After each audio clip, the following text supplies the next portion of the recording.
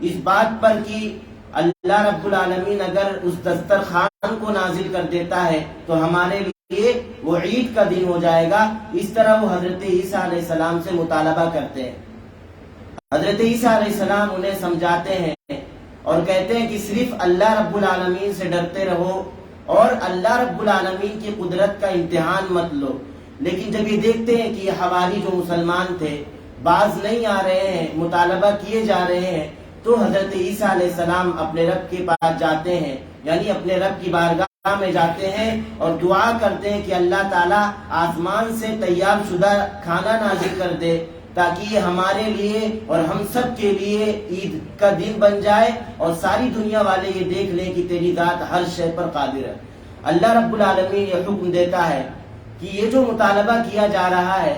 میں یقیناً اس کو پورے کرنے پر قادر ہوں, لیکن اگر میں نے اس مطالبے کو پورا کر دیا اور اس کے بعد بھی تمہاری قوم ایمان نہیں لاتی ہے تو میں انہیں ایسی سزا دوں گا کہ پوری جہان والوں کو اس طرح کی سزا میں نے نہیں دی. یہ اللہ رب العالمین کا قانون ہے کہ جب قوم والے اپنی نبی سے کوئی خاص مطالبے کا, کوئی خاص معجزے کا مطالبہ کرتے ہیں تو اللہ کا یہ قانون ہے کہ مطالبہ قبول کرنے کے بعد, پورا کرنے کے بعد اگر قوم ایمان نہیں لاتی ہے تو اللہ رب العالمین انہیں سخت سزا سے دوچار کرتا ہے. تو وہی جملہ اللہ رب العالمین نے یہاں بھی کہا کہ ان کے مطالبہ پورا کرنے کے بعد بھی اگر یہ ایمان نہیں لاتے ہیں تو انہیں سزا سے دوچار کیا جائے گا اور ایسی سزا دی جائے گی کہ پورے جہان والوں کے لیے عبرت ہوگی اور ایسی سزا پورے جہان والوں کو نہیں دی گئی ہوگی. اسی طرح اللہ رب العالمین نے قیامت کا ایک منظر کو ذکر کیا کہ اللہ رب العالمین حضرت عیسیٰ علیہ السلام سے یہ کہیں گے اپنی نعمتوں کو یاد دلانے کے بعد کہ ہم نے بہت ساری نعمتیں تم پر کی, تو کیا ہم نے یہ نعمتیں تمہیں اس لیے دی کہ تم اپنی قوم کو اپنی عبادت کی طرف, یعنی اللہ کی عبادت کو چھوڑ کر اپنی عبادت کی طرف بلاؤ. حضرت عیسیٰ علیہ السلام کہیں گے بڑے ہی عاجزانہ انداز میں کہ اللہ تعالیٰ میں نے اپنی قوم کو اسی چیز کی طرف بلایا جس چیز کا تو نے حکم دیا تھا. میں نے بلایا کہ اللہ رب العالمین کی عبادت کی جائے اور میرے ساتھ کسی اور کو شریک نہ ٹھہرایا جائے. جب تک میں ان کے پاس موجود تھا اسی چیز کی دعوت دیتے رہا, لیکن جب تو نے مجھے اٹھا لیا اس کے بعد قوم نے کیا کیا, قوم کا کیا ہوا, اس چیز کا علم میرے پاس نہیں ہے. پھر حضرت عیسیٰ علیہ السلام اللہ کی بارگاہ میں, یہ قیامت کا منظر کھینچا جا رہا ہے کہ اللہ کی بارگاہ میں اپنی قوم والوں کے لیے, اپنے قوم والوں کے لیے ہمدردی کا اظہار کرتے ہوئے اللہ رب العالمین سے کہیں گے ان تعذبہم فإنہم عبادک کہ بار الہ انہیں معاف کر دے, میری قوم کو معاف کر دے, اگر تو انہیں عذاب دے گا تو بلا شبہ یہ تیرے بندے ہیں. جیسے ایک بیٹے کے تعلق سے کہا جاتا ہے باپ سے انہیں معاف کر دیا جائے, اگر آپ ان سے غصہ ہوں گے, سزا دیں گے بیٹے سے تو یہ آپ ہی کا بیٹا ہے. تو حضرت عیسیٰ علیہ السلام بھی عاجزانہ انداز میں اللہ رب العالمین سے ایک ریکویسٹ کریں گے کہ اللہ تعالیٰ اگر تو انہیں سزا دے گا تو بلا شبہ یہ تیرے ہی بندے ہیں, لیکن اگر تو انہیں معاف کر دے گا تو تیری رحمت بہت زیادہ وسیع ہے اور تو بہت زیادہ بخشنے والا, رحم کرنے والا ہے. لیکن اللہ رب العالمین جواب دے گا کہ آج کا دن یہ انصاف والا دن ہے, آج کے دن وہی کامیاب ہوں گے جو سچے ہوں گے. اور سب سے سچی بات کیا ہے, کلمہ توحید کا اقرار کرنا. گویا اللہ رب العالمین نے یہ کہا کہ آج صرف توحید والوں کو کامیابی نصیب ہوگی. اللہ فرمائے گا جو اللہ رب العالمین پر ایمان لائے ہوں گے, سارے رسولوں پر ایمان لائے ہوں گے, ایسے لوگ کامیاب ہوں گے اور ہم ایسے لوگوں کو ایسے باغات میں داخل کریں گے جن کے نیچے نہریں جاری ہوں گی اور وہ اس میں ہمیشہ ہمیشہ رہیں گے, اور یہ بہت بڑی کامیابی ہوگی. اس کے بعد اللہ نے آخری آیت میں ذکر کیا کہ اللہ ہی کے پاس, اللہ ہی ساری کائنات کا مالک ہے, زمین و آسمان کا مالک ہے اور اللہ رب العالمین ہر شے پر قادر ہے. ہم دعا کرتے ہیں اس موقع پر کہ اللہ تعالی ہمارا خاتمہ بھی ایمان ہی کی حالت میں فرما. آمین. اس کے بعد اللہ رب العالمین نے سورۃ الانعام کا آغاز کیا. سورہ انعام کی یہ پوری سورت میں سب سے زیادہ فوکس توحید ربوبیت پر کیا گیا ہے. اللہ رب العالمین نے اس سورت کا آغاز ہی توحید ربوبیت سے کیا. مشرکین کو یہ بتلانا چاہا, مشرکین مکہ کو,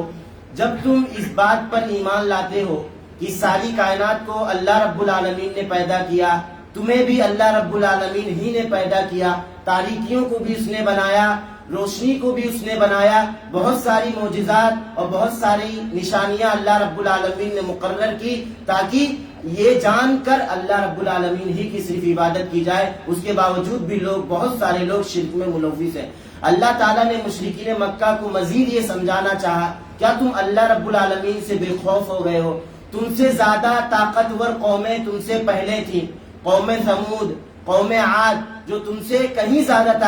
طاقتور تھیں۔ اللہ رب العالمین کی جب ان لوگوں نے نافرمانیاں کی، حد سے زیادہ سرکشی کرنے لگے، تو اللہ تعالیٰ نے انہیں بھی ہلاک کیا، اور تم ان کے مقابلے میں بہت کم ہو، تم ان کے مقابلے میں بہت زیادہ کمزور ہو، ہر ناحیے سے تم ان کے مقابلے میں کمزور ہو، تو تمہیں ہلاک کرنا یہ تو اللہ رب العالمین کے لیے بہت زیادہ آسان ہے۔ اسی طرح اللہ رب العالمین نے آگے ذکر کیا کہ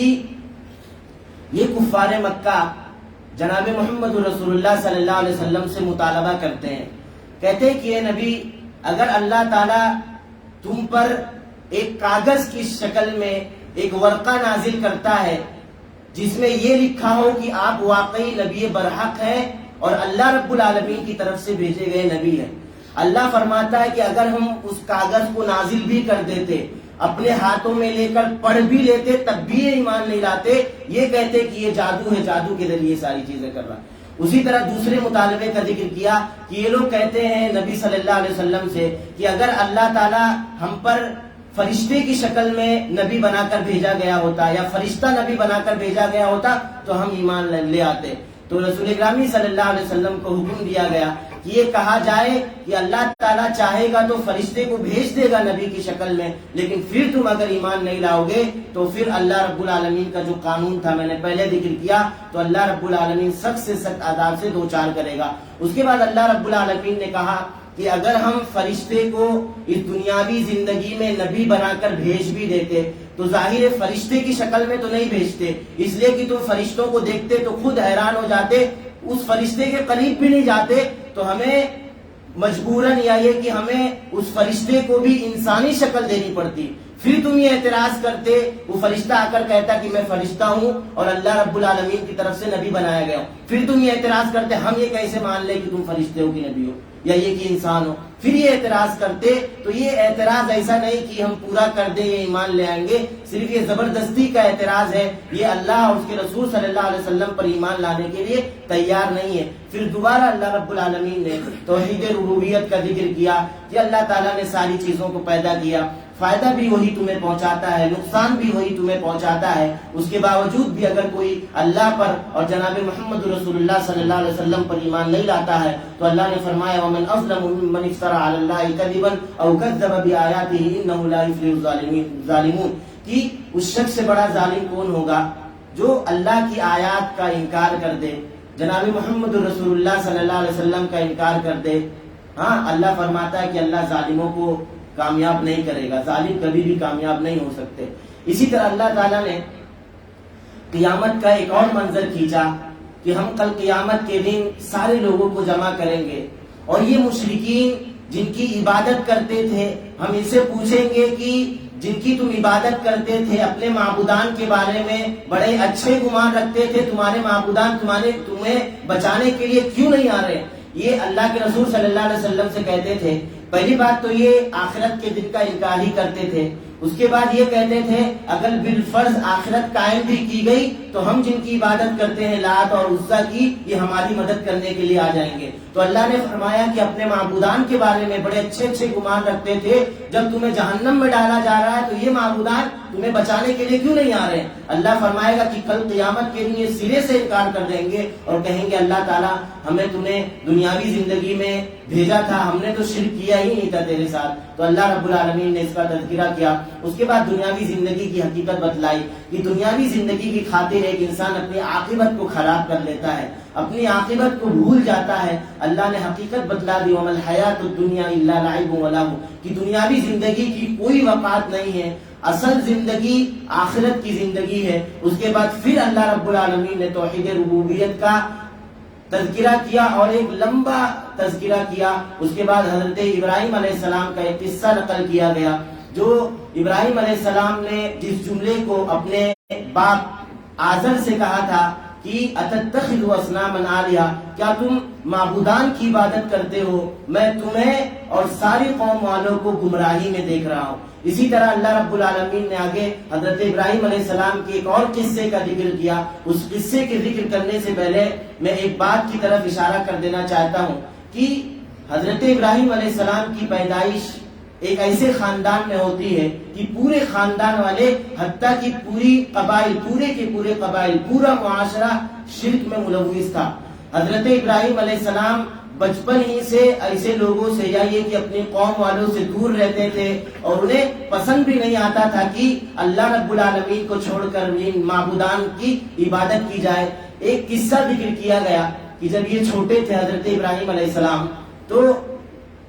ایک مرتبہ یہ آسمان کی طرف نگاہ ڈالتے ہیں، ایک چمکدار تارے کو دیکھتے ہیں اور یہ سوچتے ہیں کہ یہ میرا رب ہے۔ یہ بچپنے کی بات کی جا رہی ہے۔ تو حضرت ابراہیم علیہ السلام سوچتے ہیں کہ یہ میرا رب ہے۔ جب وہ چمکدار ستارہ چلے جاتا ہے تب یہ کہتے ہیں کہ یہ کیسے میرا رب ہو سکتا ہے جب یہ خود قائم نہیں ہے، یہ ہمیں کیا نقصان پہنچائے گا، فائدہ پہنچائے گا، اس کی کیسے عبادت کی جائے گی جب یہ غروب ہو گیا۔ اس کے بعد حضرت ابراہیم علیہ السلام نے ایک چاند کو دیکھا، پھر یہ سمجھا کہ یہ میرا رب ہوگا۔ جب یہ بھی غروب ہو جاتا ہے تو یہ سمجھتے ہیں کہ یہ کیسا رب ہے، یہ میرا رب ہرگز نہیں ہو سکتا، اگر اللہ رب العالمین مجھے ہدایت نہیں دیتا تو میں بھی گمراہ والوں میں سو جاتا۔ اسی طرح اللہ رب العالمین نے ذکر کیا کہ انہوں نے سورج کو دیکھا اور سمجھا کہ یہ ستارے اور چاند سے تو سب سے بڑا ہے، ممکن ہے یہی میرا رب ہو۔ جب یہ بھی غروب ہو گیا تب کہا ساری قوم والوں سے کہ جن جن معبودان کی تم عبادت کرتے ہو، سارے معبودان سے میں برات کا اعلان کرتا ہوں، اور میں یہ ذکر کرتا ہوں کہ میں اللہ رب العالمین ہی کی عبادت کروں گا اور میں مشرکین کے ساتھ نہیں ہوں گا۔ پھر اللہ رب العالمین نے ذکر کیا کہ جب حضرت ابراہیم علیہ السلام نے اپنے موقف کو سارے قوم والوں کے سامنے رکھا تو قوم والے بھی اپنے دلائل کو لے کر آئے کہ ہم اللہ رب العالمین کی عبادت کیوں نہیں کرتے، ان معبودان کی عبادت کیوں کرتے ہیں۔ بحث و مباحثہ کیا، اللہ رب العالمین نے اس کا ذکر کیا۔ حضرت ابراہیم علیہ السلام نے کہا کہ تم اللہ کے سلسلے میں مجھ سے جھگڑا کرنے آئے ہو، میں برات کا اعلان کرتا ہوں تمام معبودان سے جن کی تم عبادت کرتے ہو، اور میں یہ کہتا ہوں کہ میں صرف اور صرف اللہ رب العالمین کی عبادت کروں گا۔ اس کے بعد اللہ رب العالمین نے ذکر کیا کہ کامیاب کون ہوں گے، شرک کی بات کی گئی اور کہا کامیاب کون ہوں گے، الذین آمنوا ولم یلبسوا ایمانہم بظلم اولئک لهم الامن وهم مہتدون، کہ جن لوگوں نے ایمان لایا اور شرک نہیں کیا کل قیامت کے دن یہی لوگ کامیاب ہوں گے۔ اس کے بعد آپ دیکھیں کہ اللہ تعالیٰ نے 18 انبیاء کا ذکر کیا۔ 18 انبیاء کے ذکر کرنے کے بعد یہ کہا یہ سارے انبیاء نیکوکار تھے، اللہ کے فرما بردار تھے، اور اس کے بعد یہ کہا گیا کہ اگر یہ 18 کے 18 انبیاء یہ بھی شرک میں ملوث ہوتے تو ان کے سارے اعمال برباد کر دیے جاتے۔ جناب محمد رسول اللہ صلی اللہ علیہ وسلم سے بھی اللہ رب العالمین نے یہی ٹکڑا کہا تھا کہ رسول گرامی صلی اللہ علیہ وسلم لئن اشرکت لیحبطن عملک ولتکونن من الخاسرین، اگر آپ بھی شرک میں ملوث ہوتے تو آپ کے بھی سارے اعمال برباد کر دیے جاتے۔ ظاہر انبیاء شرک میں ملوث نہیں ہو سکتے۔ اللہ نے یہ بات اس لیے ذکر کی کہ مشرکین مکہ اس بات کو جانے کہ پوری دنیا میں سب سے مقدس جماعت انبیاء کی جماعت ہوتی ہے، اگر انبیاء کی جماعت بھی شرک میں ملوث ہوتی تو ان کے بھی اعمال کو برباد کر دیے جائیں گے، اس لیے کہ شرک یہ اتنا بڑا جرم ہے کہ اس کے کرنے کے بعد اعمال برباد ہوتے ہیں، اور اسی حالت میں ایک آدمی ایک انسان وفات پا جاتا ہے تو ہمیشہ اس کا ٹھکانہ جہنم ہو جاتا ہے۔ تو مشرکین مکہ کو اللہ رب العالمین نے یہ سمجھانا چاہا کہ شرک سے باز آ جاؤ، اس لیے کہ شرک ایسا جرم ہے کہ سید الانبیاء جناب محمد رسول اللہ صلی اللہ علیہ وسلم بھی شرک کرتے تو ان کے اعمال کو برباد کر دیے جاتے۔ اس کے بعد اللہ رب العالمین نے آخری آیت میں ذکر کیا کہ اولئک الذین ھدی اللہ فبہداہ مقتدی، اے رسول گرامی صلی اللہ علیہ وسلم یہ جو سارے انبیاء کا ذکر کیا گیا یہ ہدایت یافتہ تھے، لہذا آپ ان کے طریقے کی پیروی کریں۔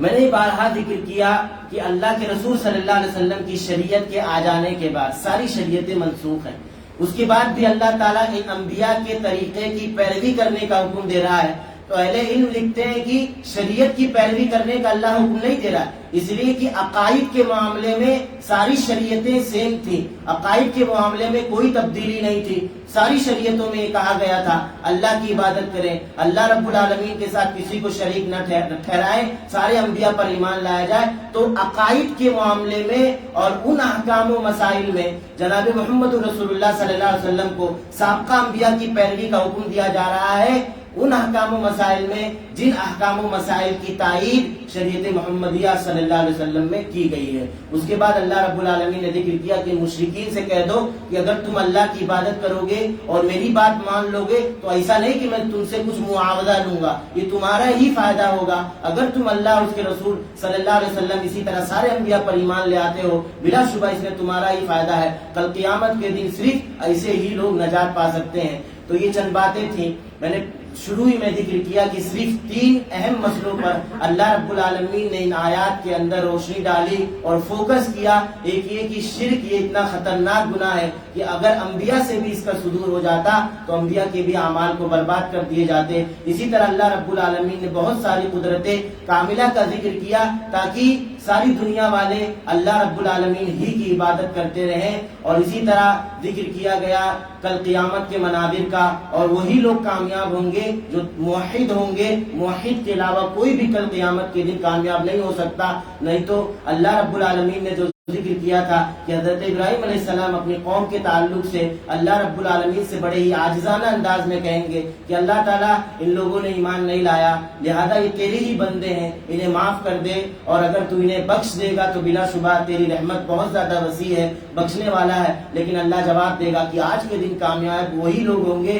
جن لوگوں نے کلمہ توحید کا اقرار کیا، سارے رسولوں پر ایمان لایا۔ اللہ رب العالمین سے دعا ہے کہ بار الہ ہم تمام لوگوں کو موحد بن کر زندگی گزارنے کی توفیق عطا فرما، اور پوری زندگی شرک جیسے قبیح جرم سے بچائے رکھ، اور ہمارا خاتمہ بھی فرما تو ایمان ہی کی حالت میں فرما۔ آمین۔ وآخر دعوانا الحمدللہ رب العالمین، والسلام علیکم ورحمۃ اللہ وبرکاتہ۔